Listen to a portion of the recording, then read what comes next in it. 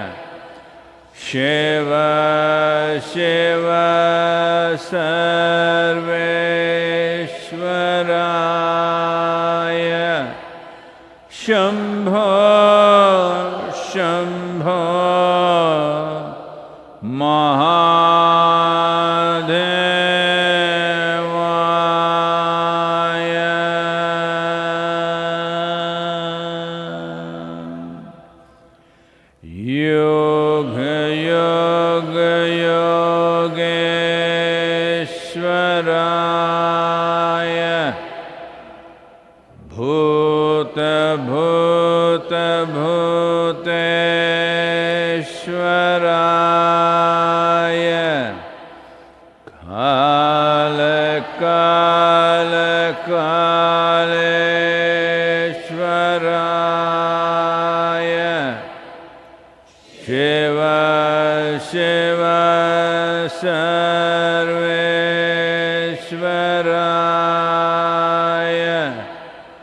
Shambho, Shambho,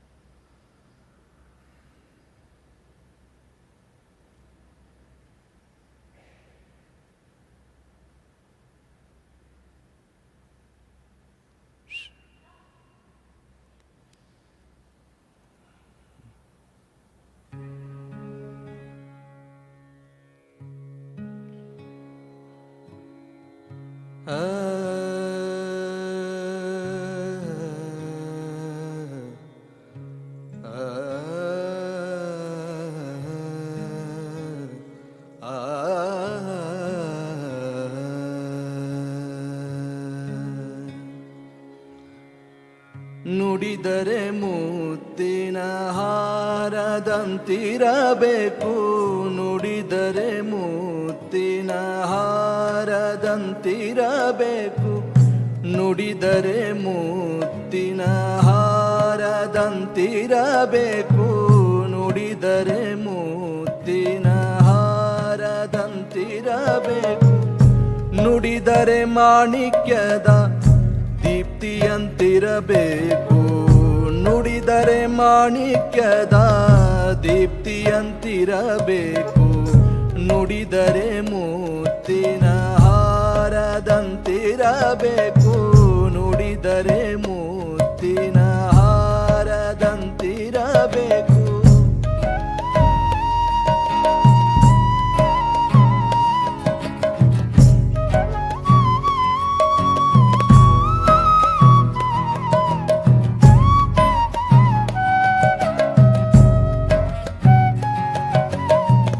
ನುಡಿದರೆ ಸ್ಫಟಿಕದ ಸಲಾಕೆಯಂತಿರಬೇಕು, ನುಡಿದರೆ ಸ್ಫಟಿಕದ ಸಲಾಕೆಯಂತಿರಬೇಕು, ನುಡಿದರೆ ಲಿಂಗ ಮೆಚ್ಚಿ ಅಹುದಹುದೆನ್ನಬೇಕು, ನುಡಿದರೆ ಲಿಂಗ ಮೆಚ್ಚಿ ಅಹುದಹುದೆನ್ನಬೇಕು, ನುಡಿಯೊಳಗಾಗಿ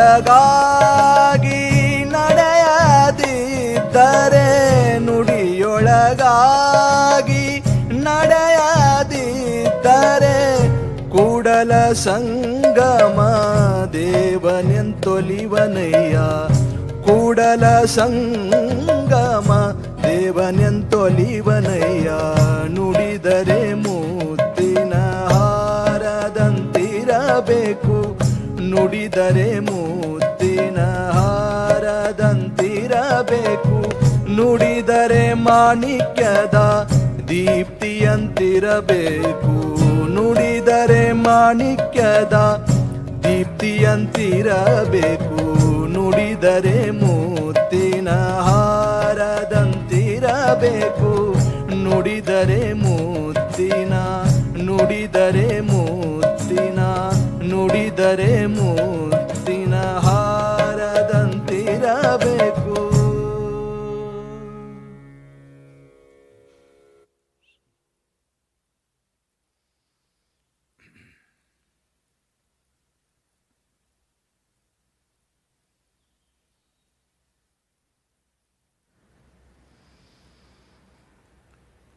जय जय जय महादेव, जय जय जय महादेव, शिव शंकर आदि अनंत, शिव शंकर आदि अनंत, जय जय जय जय जय जय जय जय जय जय Mahadev. Namaskaram to all of you, wherever you are. So, finally in India, in a week's time, most of the lockdown will be off.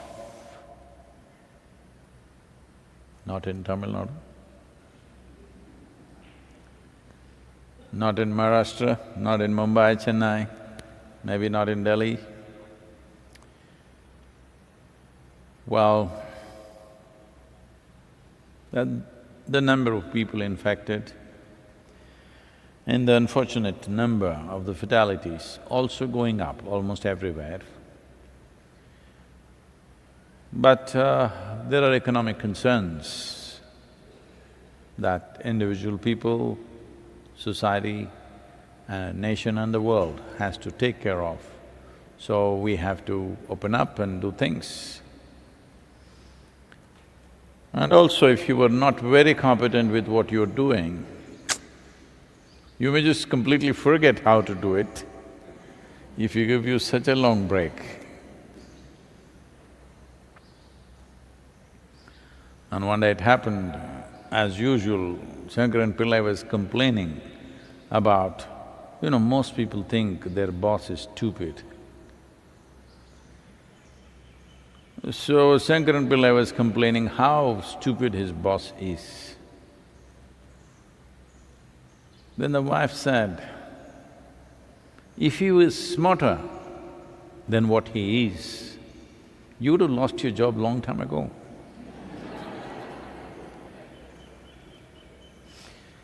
So, there are many aspects to life, it has to get back no matter what consequence, unfortunately. The consequence may not be pleasant for everybody, but inevitably the world has to open up. I think India is opening up judiciously.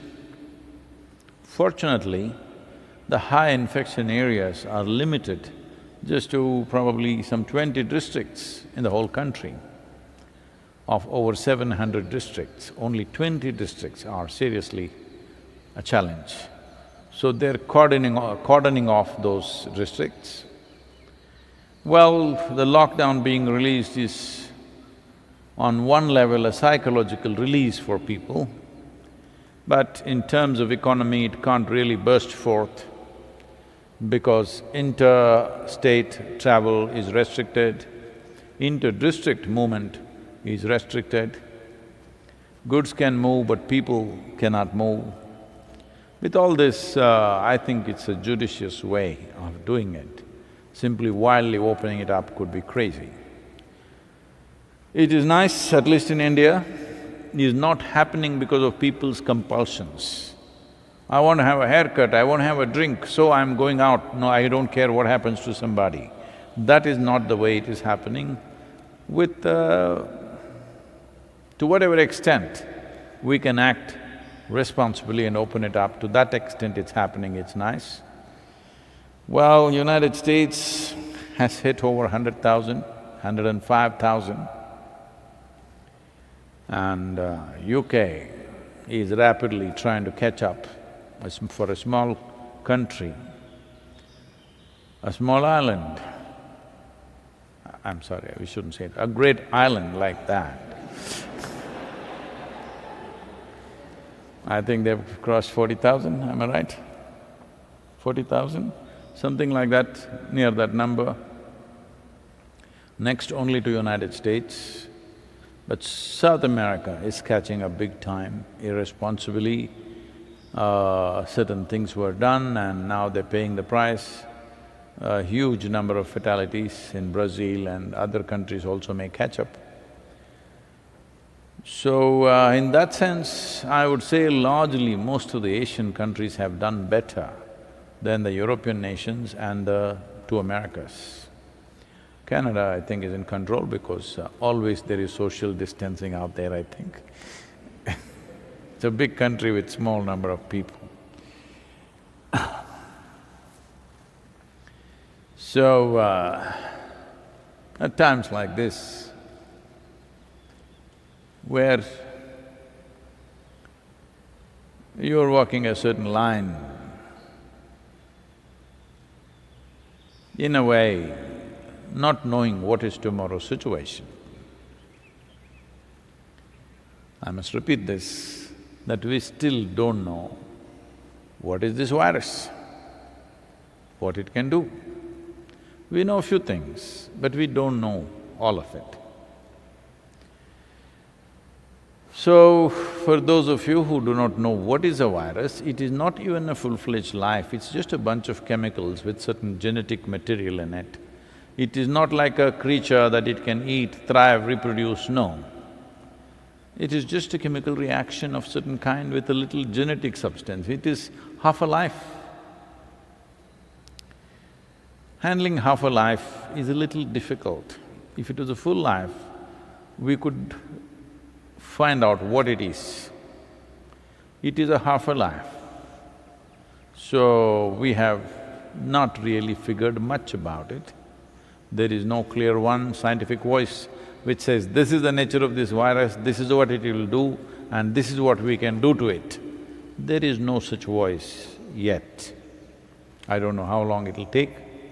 Looking back at the history of virus attacks, major attacks that have happened in the past, well, normally what we are always looking at for reference is the 1918 Spanish flu and somewhere in 1800s another one, and plague and stuff like that. The pandemics, which were not all caused by similar kind of life forms, they were different, but looking at that, even then we did not figure what it is. But somehow after a period of time they died down by themselves or they learned to live with us. Many people who are fighting, after some time learn to live with each other, you know. Just like that, the virus may learn to live with us without causing too much harm to us. A whole lot of people are living with people, not necessarily out of love, but simply because they're not causing too much harm. It's okay. So virus also may become like that, it doesn't cause too much harm. In India, the recovery rate is over 47%, I think, which is probably the highest in the world. Actually, it could be much higher because the number of people tested, among them it's 47. There could be equal number of people who are not tested or more number of people who are not tested, they're just recovering without even going to the doctor. So, our recovery rate is extremely good.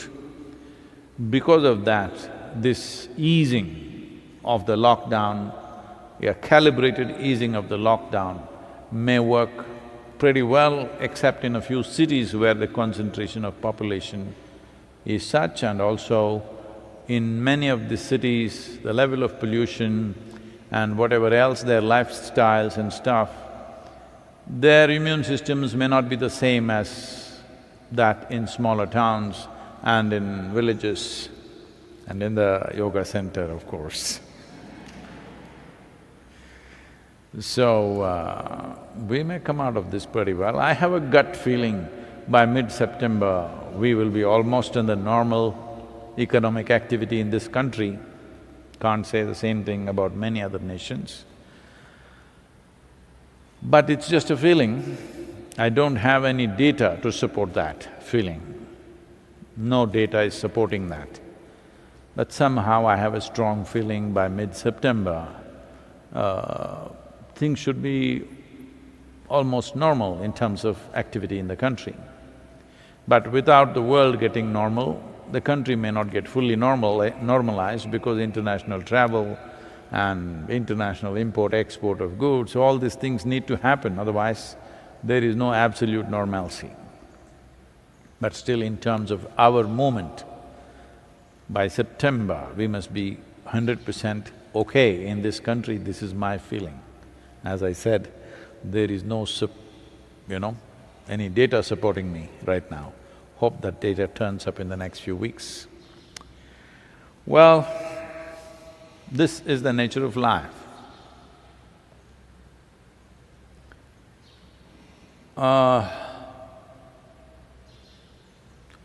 You're living strong, but you go to bed and fall asleep. you're like you're dead, you know? You're almost like dead. You think you're living, but actually you're also dying. So there is one dimension of life which is like a twilight zone. This is why, for those who are on the spiritual path, Adiyogi, Shiva becomes so significant because he is a twilight. Some of our photographers taking pictures of Adiyogi during the twilight is turning out most fantastic. He himself is twilight. He is there but not there, twilight zone. Absolutely exuberant, intoxicated, twilight zone. A very wonderful, a magical yogi, but crazy man.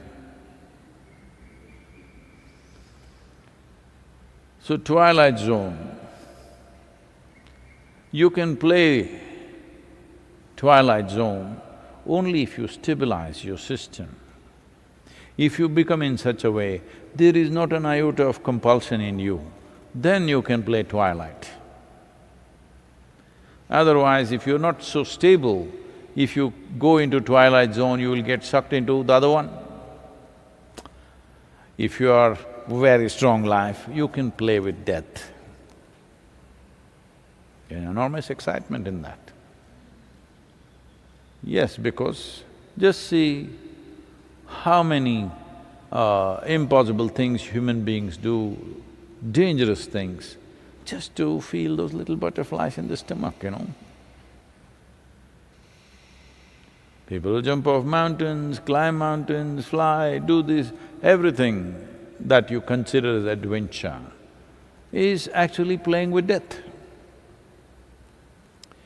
When you play with death and come out successfully, it is called adventure. If you don't come out, people will say you were stupid. That's all.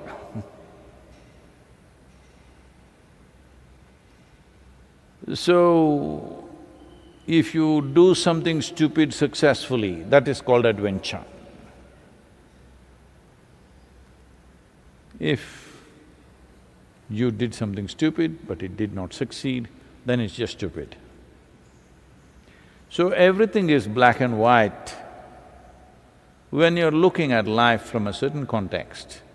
But if you raise yourself a little bit and look at it, everything is twilight. Everything is here and there.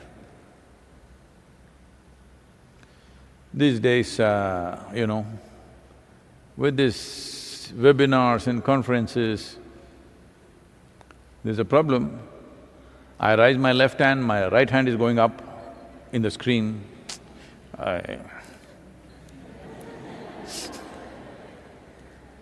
Getting confused with the hands, that I thought happens only to the ladies. But I look there, I raise my right hand and my left hand comes up.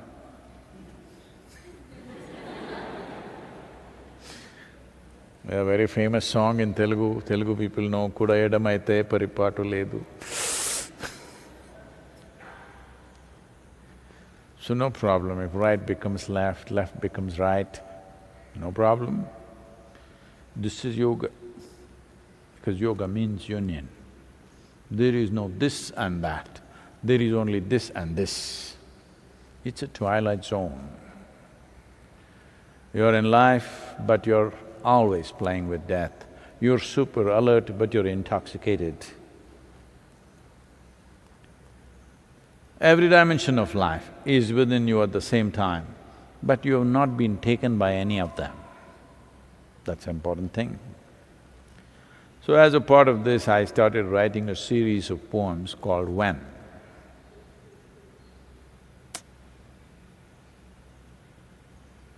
And I thought, because now, you know, I'm only a part-time spiritual teacher and a full-time painter.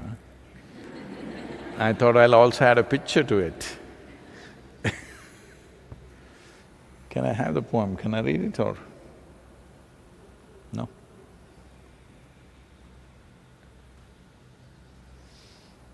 If you get that one here, I can read.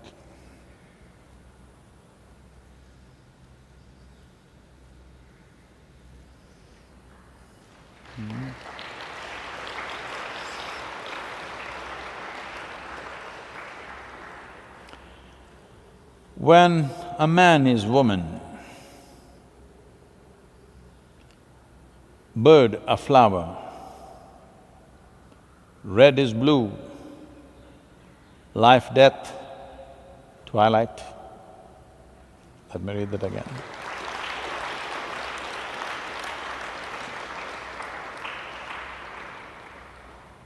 When a man is woman, bird a flower, red is blue, life, death, twilight. Well, you know, when I was young, I've seen some people painting, but I didn't even want to look at it because I thought it was too sissy for me to even sit there and do anything like that.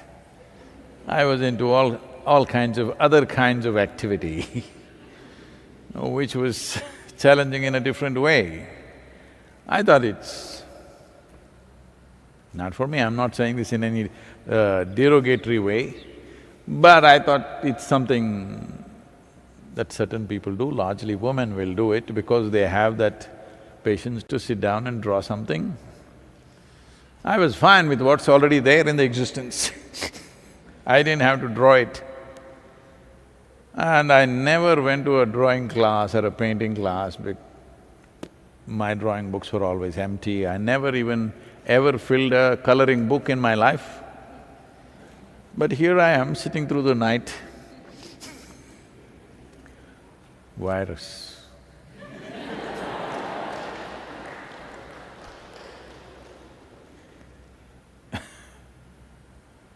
So,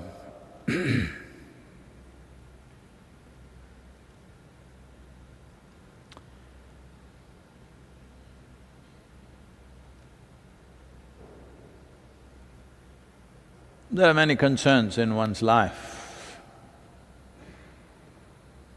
but the greatest concern in one's life should be that you never stepped out of a stupid mold that you put yourself into. That is the worst thing to happen. Whatever that mold is, you never stepped out of it.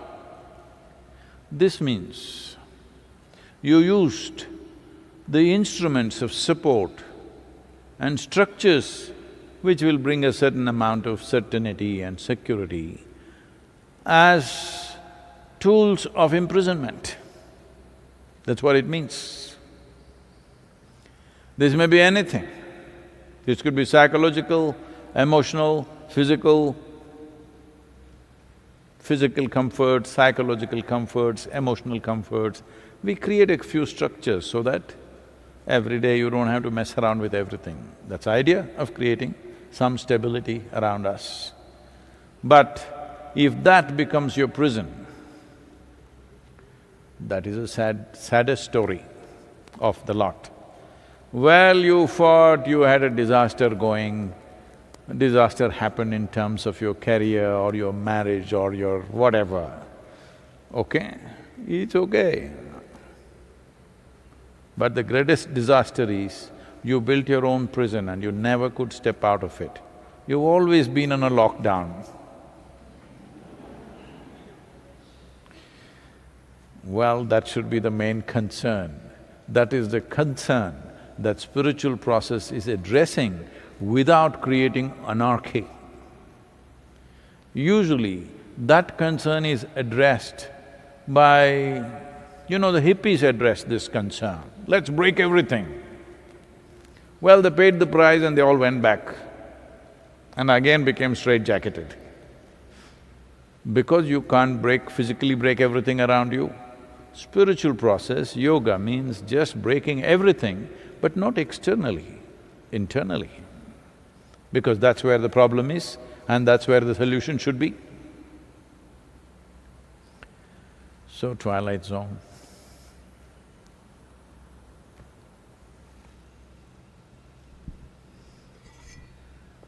First question is from Sheetal.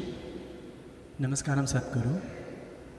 I have been in the ashram for 4 months. Thank you so much for the privilege of being locked down in your company. It was an absolutely fantastic time, but now a group of us are leaving tonight. Ashram is one of the safest place on the earth, but now we are forced to go out because we have some She cannot leave obligations. tonight. Can she leave tonight? They can, is it? Anyway, there is a curfew in the town from 9 p.m. to 5 a.m. All the night birds, I'm telling you. I think that's across the country or it's just in Tamil Nadu, I'm not sure. Is it across the country? 9 p.m. to 5 a.m. curfew, definitely it's here. I do not know whether it's just in Tamil Nadu or across the nation. Anyway, she We can't need a leave tonight. pass. There is quite a lot of trepidation in our minds. What can we do to be and feel safe, Sadhguru?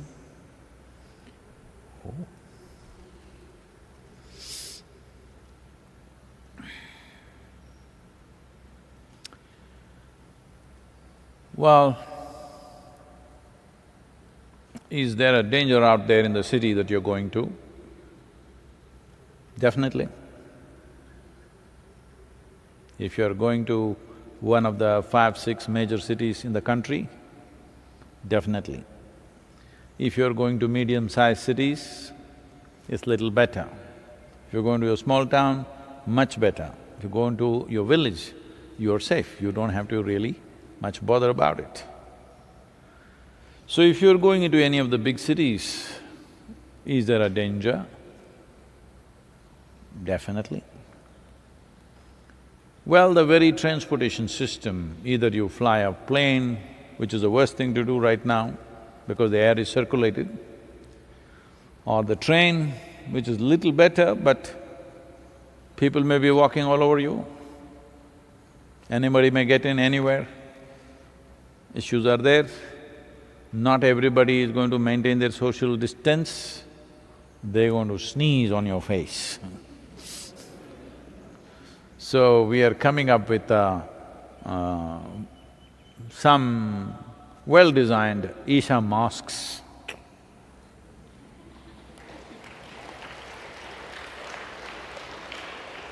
This is a little different in design, which I'm sure there'll be a lot of debate about it, because it has only one string, no bottom string.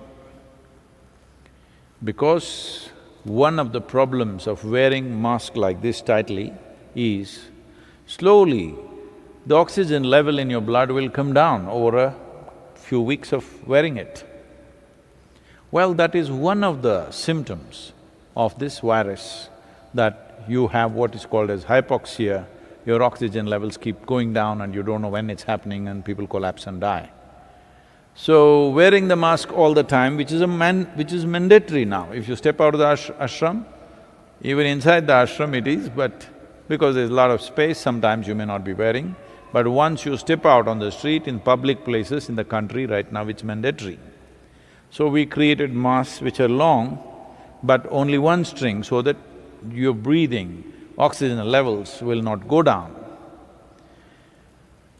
Well, I'm sure some people will argue, there's nothing like that. This is not a mask that you wear if you are going into an infected hospital or something. There you need that N1, what's it, N95 or something, that's a different one. This is a regular mask that from now on may become part of everybody's life in the world, if not every day. This must happen in some societies, it is already so. That is, if you have a cold, you must wear a mask.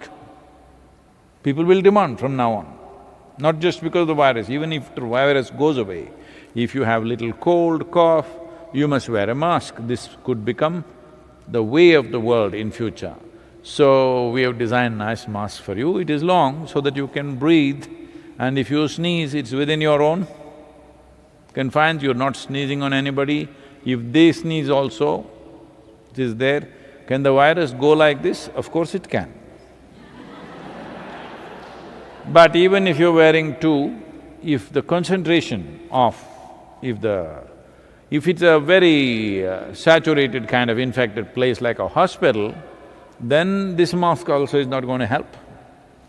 So largely assuming you're only going in workplaces, managing social distance at home, or you're just taking a walk on the street, this mask will serve you quite well and they're comfortable to wear.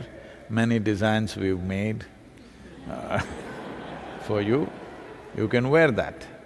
But still, one important thing, and the only thing actually that we know is, those who have strong immune system will survive, those who don't have will be affected by this, that's a clear thing. We don't know anything else about the virus except that one thing. So for that one thing, how to boost? One thing is you must keep your practice, which is the biggest thing, that your immune system will be very high, we have sufficient… I don't know if you watched this talk with this Harvard, researchers from the Harvard Medical School and what is that? What's the name of the hospital? Another… Beth Israel. Beth Israel. Okay. Beth Israel Medical Center, both of them have researched on the Isha Yoga practices and they have manifested what is happening at that level where the inflammatories and other BDNF and other markers are clearly showing the immune levels are much, much higher for people who are doing the practices. So at least now, it may happen in the world that people actually practice. I'm not saying you're not practicing, you are. Actually, we may have the highest level of retention in terms of doing practices in the world for any large organizations teaching out there. So, everybody should keep the practice. But there is one more thing that we are making, it'll… because of lack of skilled workers who have been absent for some time, who are now coming in slowly, we are creating what is called as a kavach or kavacham. This is done with the science of what is called as rasa vaidya. It is the Indian alchemy and it is done in a certain way that you can actually wear this bracelet on your arm. They come in different sizes. If you were wearing it where it can be seen, it's a small size, but if you want to wear it on your cuff muscle or something, or you can wear this during the daytime, when you go to sleep you can wear the big one so that it is in contact. It is done with the science of rasa yoga, rasa vaidya, and it's a consecrated piece. Definitely it will boost your immune system. I know there'll be lots of arguments about it. See, it's like this. For example, in Karnataka, in the villages, people 100% see it this way, because in the villages there is no vegetable market or anything. People go out and pluck some greens, always there is some legumes or lentils. Greens, legumes and lentils, and ragi as a cereal. If you eat these three things, you will live for 100 years. This kind of thing.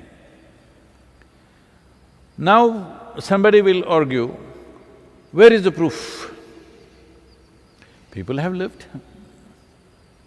People who have lived, eaten like that, simple nourishment, they have lived very long.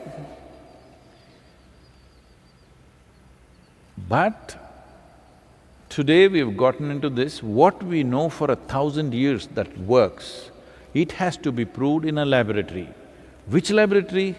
It has to be in one of the major universities in United States. Even if it happens Europe, we don't listen anymore. It has to come from United States. Only then it is true. Ragi, green leaf, legumes and lentils, and working in the field, you will live long.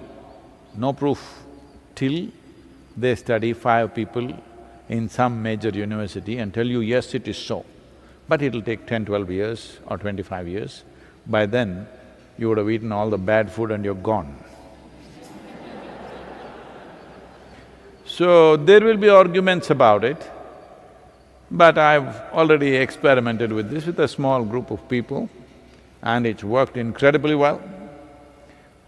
Well, I did not need any proof because I know it works for me. Today I'm alive because of that. Because when all the doctors said I won't last more than a few months, when they said 100% you cannot survive this, well, here I am. They look okay.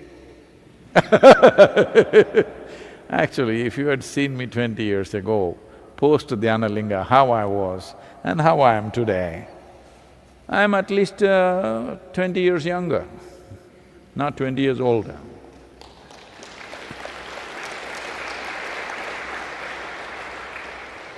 So will it work? It'll definitely work.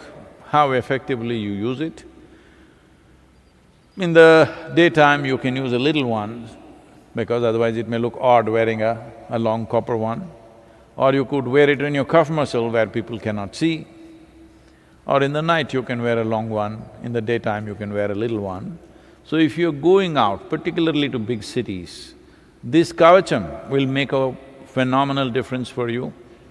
This should be ready in terms of… we already have many, but it should be ready for people in large numbers, probably in a week or 10 days' time, most probably. Let us… right now, they're saying June 8th is when really next step of relaxation happens.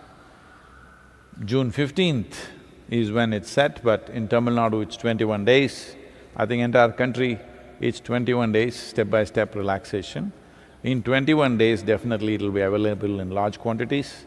So, it will be only given first come, first served basis, so if you need it, you book it. We don't know what the costs are right now, it shouldn't cost too much, but there is a lot of work involved in that, so there will be some cost, but it shouldn't cost too much.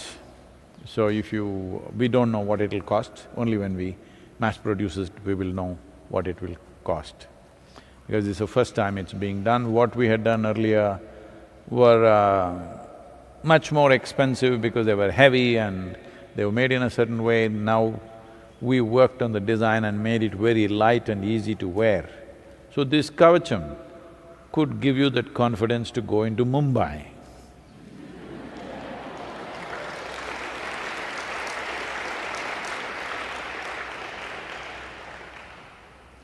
The vibrant Mumbai, unfortunately, has become the hotspot. The next question is from Runjun. Namaskaram, Sadhguru.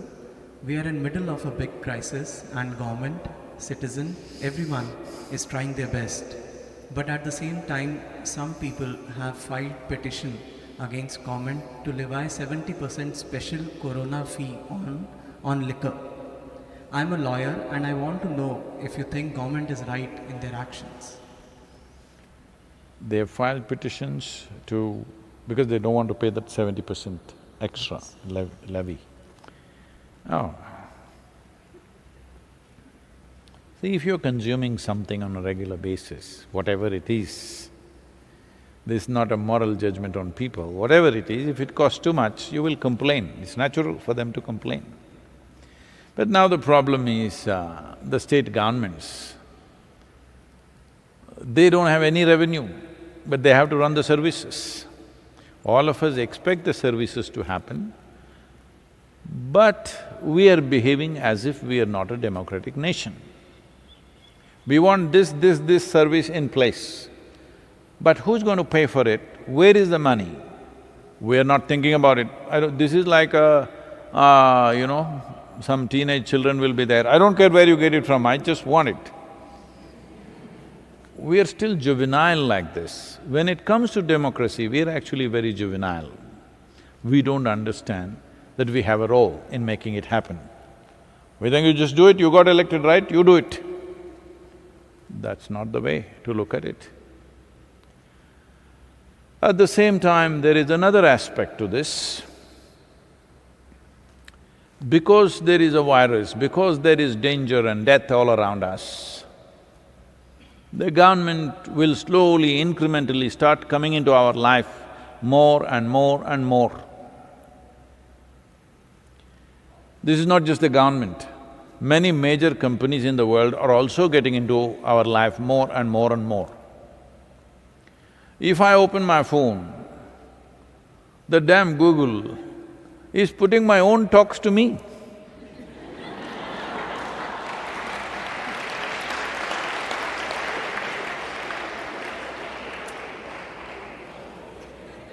Because many videos are coming to me for approval and things like that, I'm looking at it, or maybe it's recognizing my face.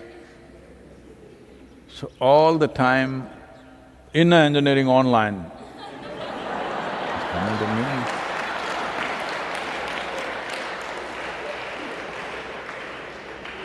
I'm humble enough, every time I see the ad, I think about it, do I need it? Do I need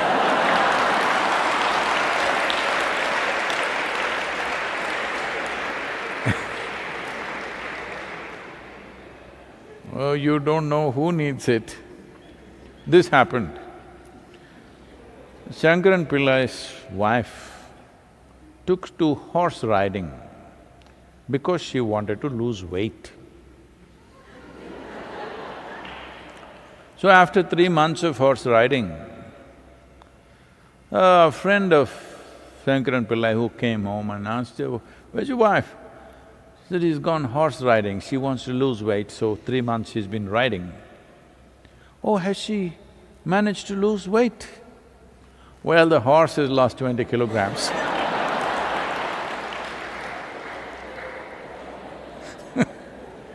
Somewhere weight loss is happening.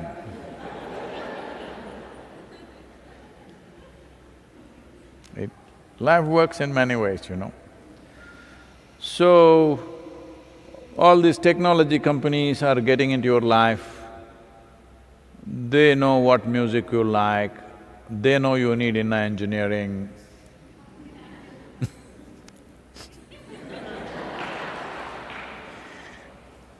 Like this, everybody is incrementally trying to get into your life, get into your life, get into your life. When there is death and danger around us, we will allow it. I think, as citizens of this nation and this world, we must keep account of all the incremental encroachments that have happened into our life during the virus era. And the moment this virus is over, whenever that is, first thing we must do is that these things must be taken back. Right now in certain countries, I'm not supposed to name them, in certain countries, right now they're tagging people for temperature monitoring. Not only if you're entering an airport or a place, right now everywhere they're showing the guns, temperature guns. At least they're not putting a rectal thermometer into you wherever you go. You must be lucky for that technology, you know. So, they are now looking at how to tag every citizen so that your temperature is monitored. If your temperature goes up, immediately people will come to your house and check whether you're COVID or not. Well, once they know your temperature, they can just know everything about you and they can even control the temperature after some time. Yes, they can.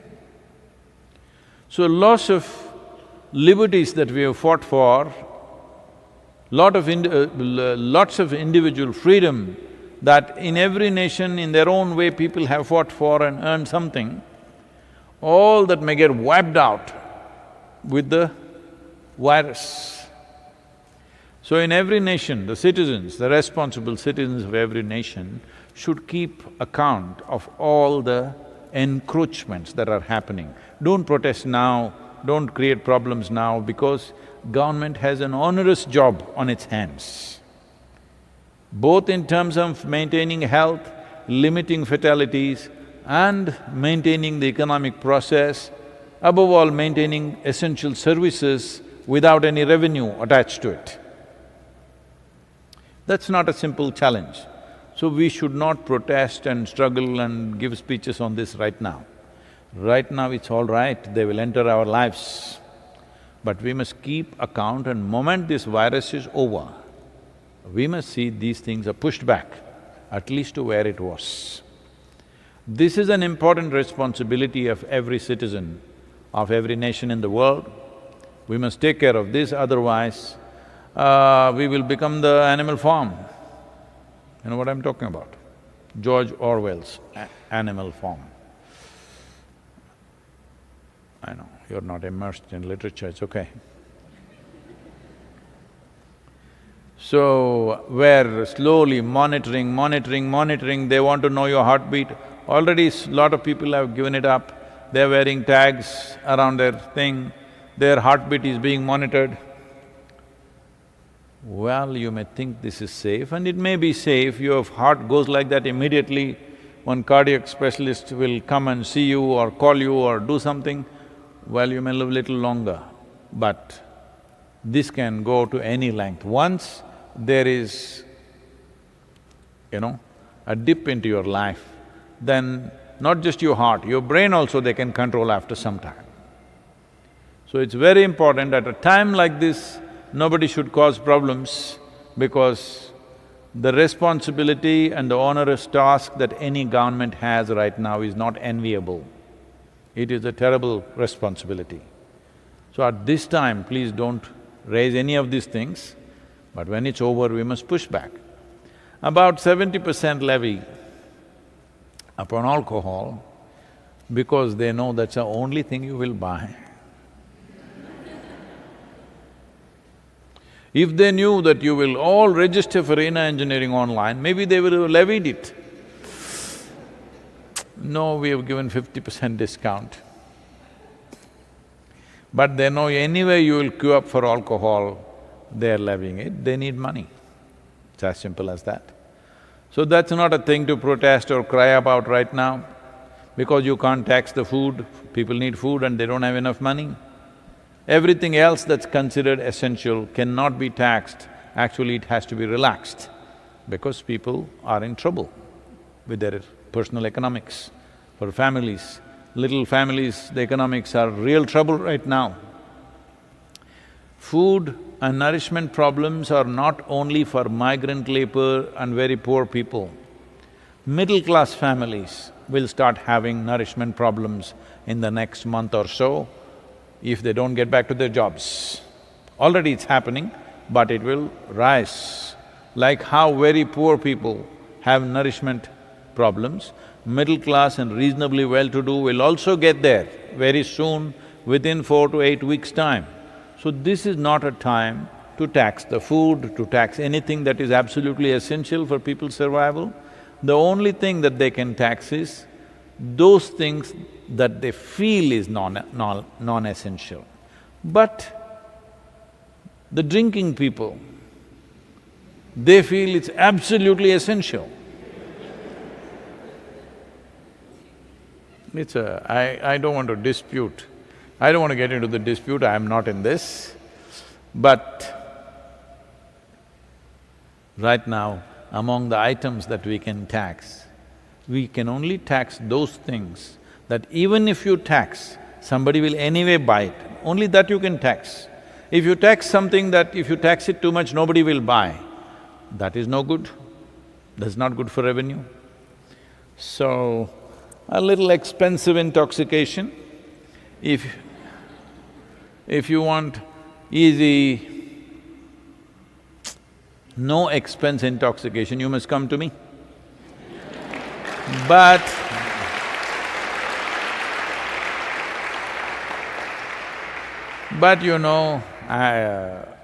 this intoxication, I'll squeeze your life, you have to get up at 5 o'clock in the morning. But no tax. Namaskaram, Sadhguru. How do I break my Ronanabandha with my parents once they have passed, would someone else performing the Kala Bhairava karma take care of my Ronanabandha even if I am unable to participate?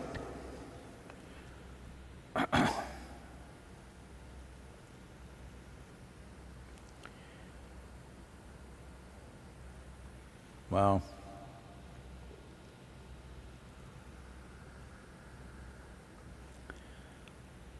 We have spoken about this in the past, but I don't know when, where, how long ago, so let me repeat a few things.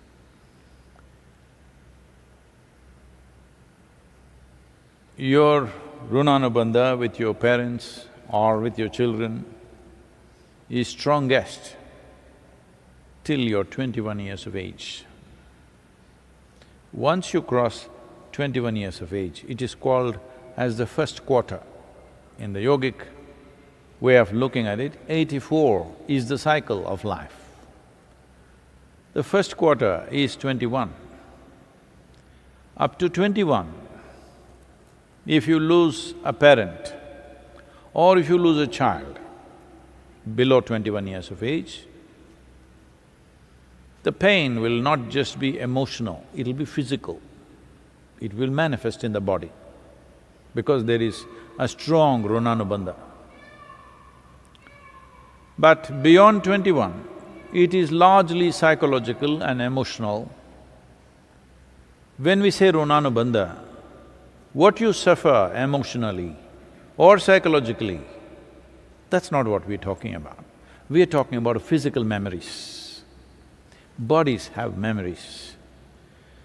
Because what you call as a parent is the basis of this body, there is a very deep memory connection between the two that is at its strongest till 21 years of age. Once you pass that, it is weakened. Is it gone? Not totally gone, weakened. Let us say you're 42 years of age and you're a man. Then you still have a reasonably painful Runanubandha. But let us say you're 42 years of age and you're a woman. Your Runanubandha is almost negligible. Not that it's not there, it's there, but very, very low.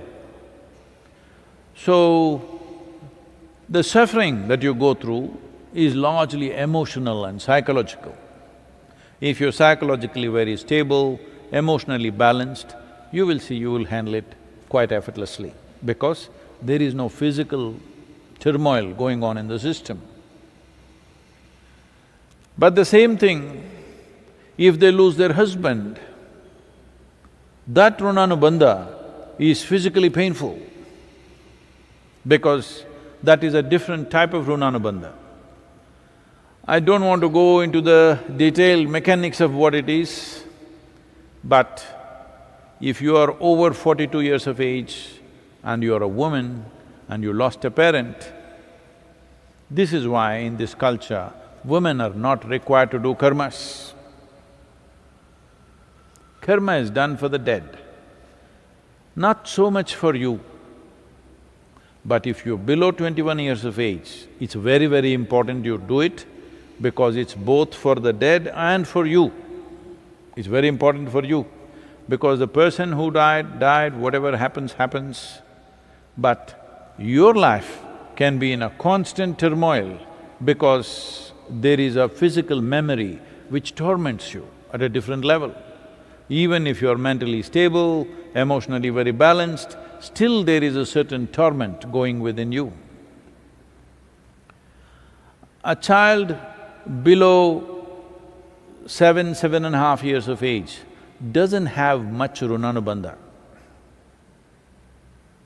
The mother and father may have enormous Runanubandha, but on the other side, there is not much Runanubandha. This is not just for psychological reasons.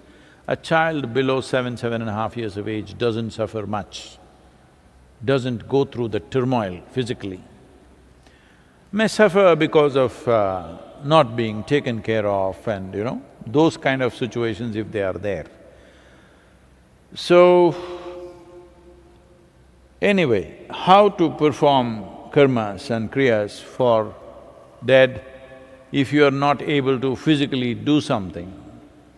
The simple thing is to go into a 3-day period of sadhana. Here at the yoga center, well, because people are from various backgrounds and various geographical locations, not all of them are they able to go back when their parents die. So when that happens, they will go into 3 days of silence and sadhana to come out completely fresh. Because internally you can do this, beyond a certain age, it is largely for the dead that we are doing it.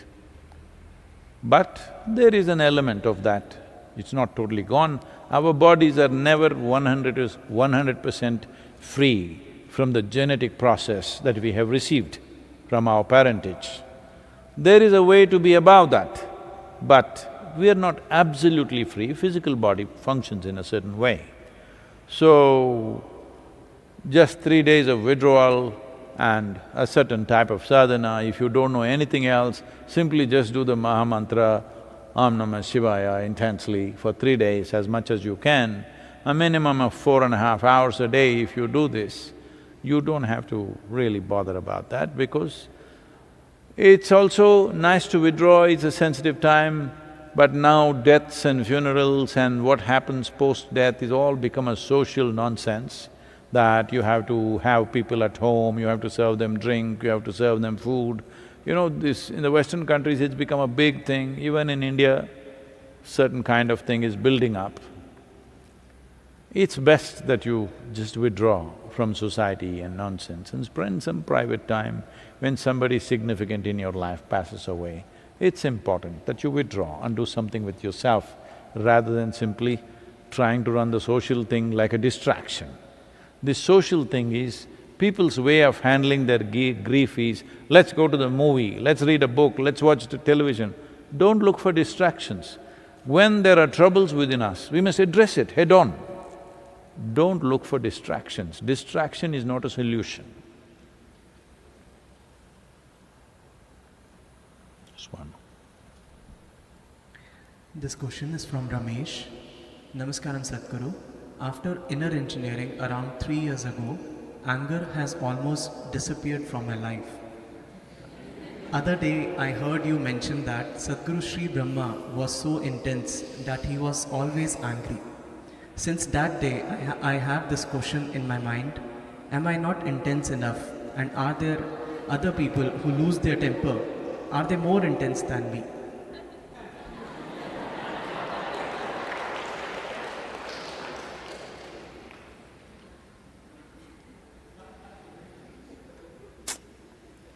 During the lockdown period, we are talking after the lockdown, okay? During the lockdown period, it so happened, Shankaran Pillai's wife had gone to her mother's parents' place and she got stuck there and he was stuck in their home. So she called at the end of 2 months and all these days there were concerns about you whether going to live or die, so it was all about that. But now when she called because she's about to come back, how's the house? Have you kept it well? Shankaran Pillai looked around and said, well, all the house plants are dead. But don't worry, it looks like some are growing in the refrigerator.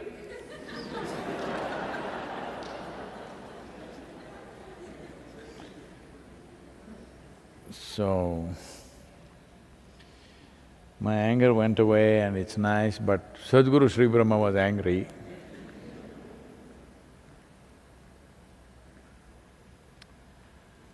Well, his anger was a way of beating himself up because he was on a single-point mission in his life. When somebody has a single-point agenda to their life, Well, you look at him, you know, pictures here probably. Veerappan will look cute. Like that. Hope… these days I don't know who is doing this. Definitely I don't think it's from the foundation, but somebody has access to these things and they're putting out all my pictures before Dhyanalinga consecration, where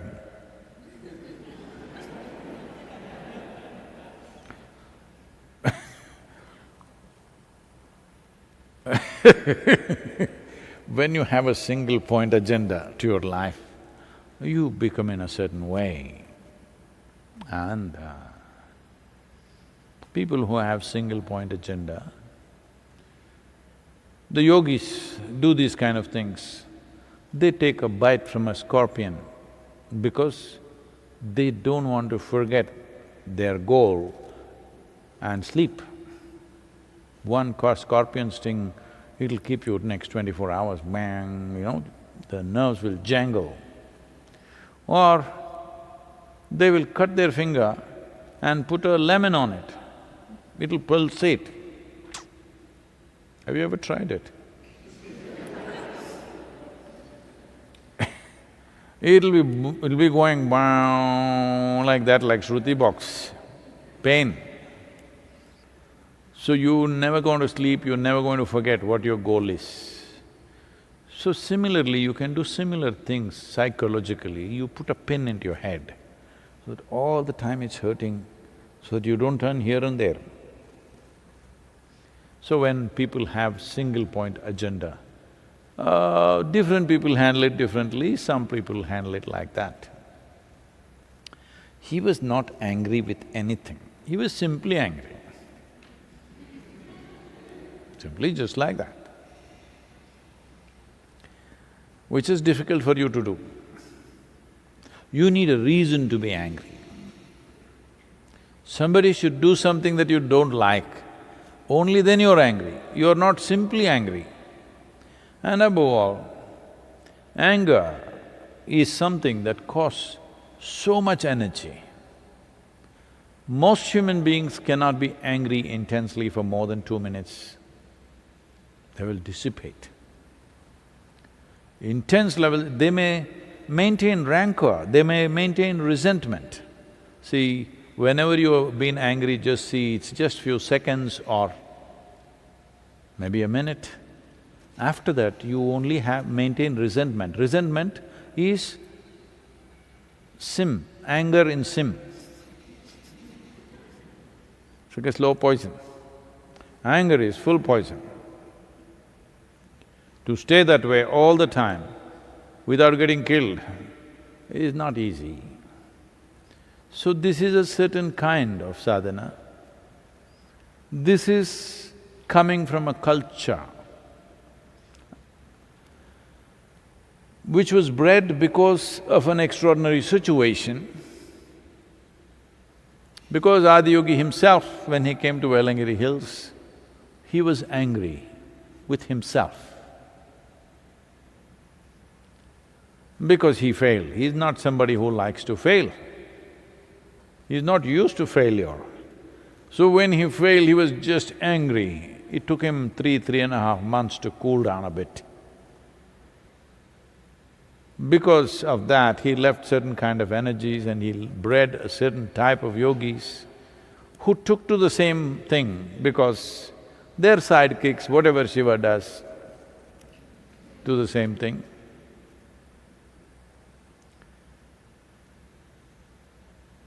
Like a lot of people,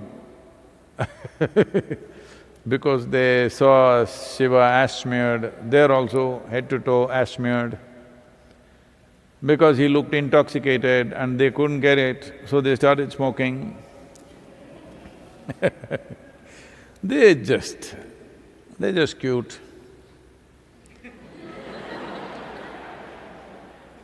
They are so enamored by him, they want to be like him some way. They carry the trishul, all these things. It's a certain culture which has been bred like this. So, Sadhguru Sri Brahma came from that kind of space, and above all, failure. He did not want his life to deviate for a moment, so he put a pin in his head. So that when there is pain, you can't think of anything else. You can experiment and see. Take just an office pin and stick it. You will see you can't think of anything else. Your whole attention will be right here where you stuck it. So he stuck a pin in his head so that the pain will keep him on it all the time, the pain of failure. Otherwise, when you eat a good meal, you may forget your failure. Life works out well around you, it's a beautiful evening, you'll forget your purpose. So he doesn't want to fail this time, so he put a pin in his head. So he was like that. You know, when somebody's in pain, they very easily get angry also. You're in pain, if anybody touches you, oh! So, even if anybody passed by, because conscious pain created so that no looking here or there, just this. You don't take that as an example, well, I'm here. I can also yell at you if you want, if that's what you like. The important thing is that it's conscious, it's not compulsive. So if you have come out of it and you're missing it, you may get it? Yes? This is the thing about consciousness. I've seen this happening to people around me sometimes.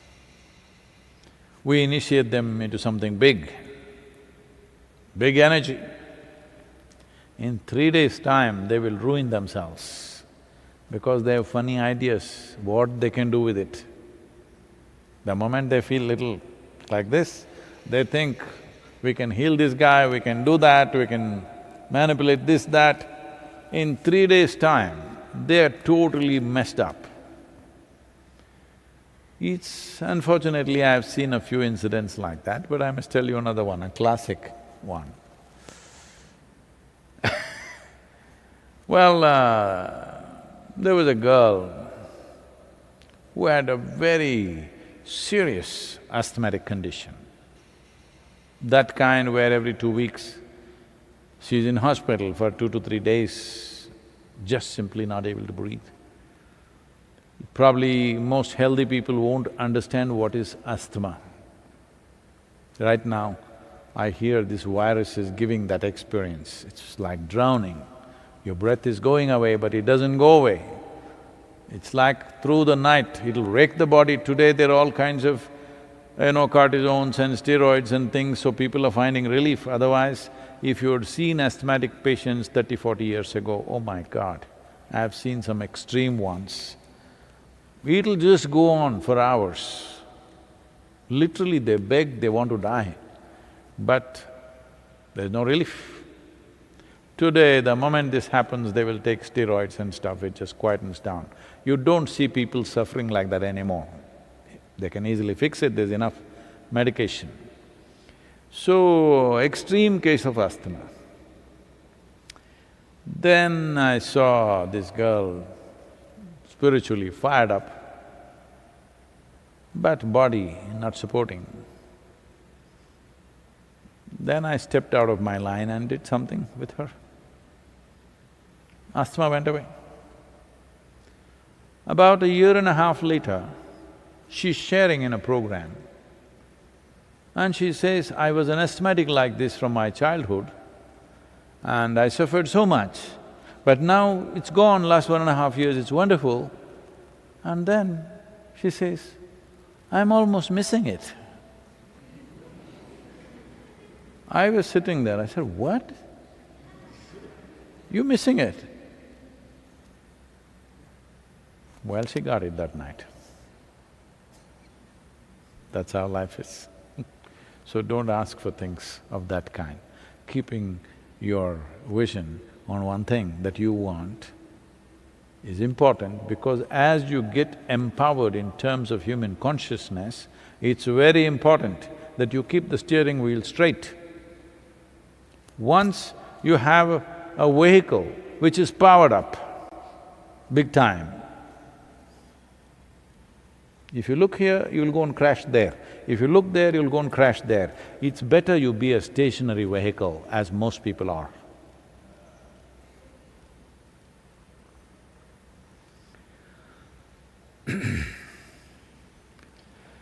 Yoga yoga yogeshwaraya bhuta bhuta bhuteshwaraya kala kala kaleshwaraya Shiva Shiva Sarveshwaraya Shambha Shambha